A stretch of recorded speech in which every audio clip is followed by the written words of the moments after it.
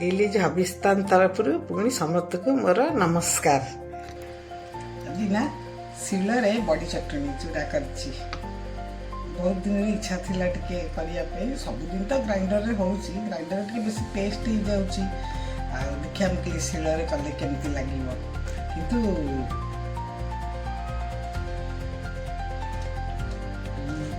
बढ़िया राशि रो फ्लेवर बढ़िया आसची राशि भी एमती कैल्शियम बहुत भल आसतु एबे प्रस्तुत करवा केमती करिया प्रथम कौन करिया गोटे तौलिया पकईदेले ग्रानाइट उपर शिलटा स्लीप करे तो गोटे टावेल पकईदे कि तापर शिलटा को रखीदेले आउ शिल खसबनी बाटिला बेले प्लस जो धड़ धड़ साउंड भी हबनी अन्य मानु किसी ऊपर घर को डिस्टर्ब भी हबनी। एवं देखते पूर्वर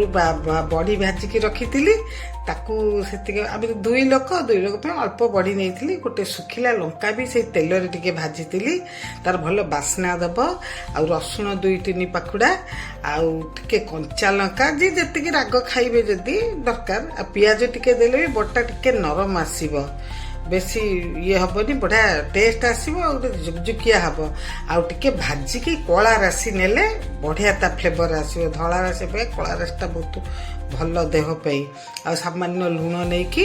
बर्तमान ताकू टिके धीरे धीरे बाटिबा जोर प्रेस देले माने बॉडीटा टिके बिरी बॉडीटा तो बेसी चूरी हेकी प्रेस हे जिवो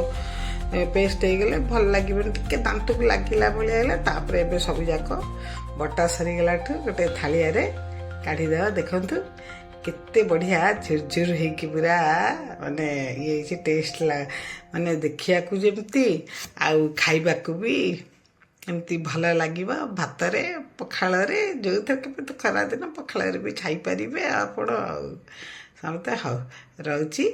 बाय बाय नमस्कार।